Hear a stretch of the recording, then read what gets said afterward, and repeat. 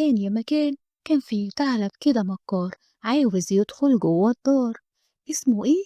الاستعمار. فعمل ايه؟ الثعلب طبعه خداع بيداري حقيقته بقناع، خداع سياسي بتوقيع اتفاقية مع زعماء القبائل الأفريقية. قال ايه؟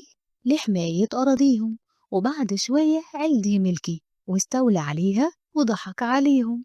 وبعد شوية كمان تانيين قال والله حاجة مسلية، راح استغل وياهم المرة الجاية الشعارات الإنسانية، زي ما عملت بريطانيا لما راحت لزنجبار. قالت له أنا هحارب تجارة الرقيق، ما أنا قلبي طيب جدا رقيق، وعشان يعيش كده فوق الناس أسس لي فكرة لوجوده أساس، هي ترسيخ فكرة تفوق الأوروبي. قال للبلاد من غير ثقافتي ويا حضارتي لا عشتي انتي ولا يوم ولا كنتي.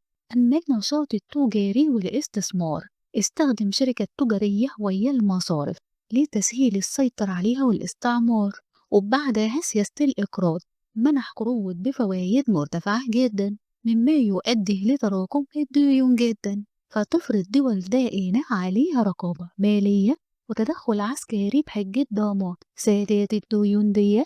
والامتيازات الأجنبية للجالية الأوروبية مكنتها من التدخل في شؤون دول إفريقيا. أما الغزو الثقافي من خلال مدارس نشر اللغة المستعمر كلغة رسمية، زي ما حصل من فرنسا في الجزائر. لو كل اللي فات واجهوا اعتراض، هيجي الاحتلال العسكري إرسال قوة عسكرية لاحتلال دولة كده بالقوة رغم كفاحها ونضالها، زي ما حصل 1882 لما جت بريطانيا واحتلت مصر بلدنا.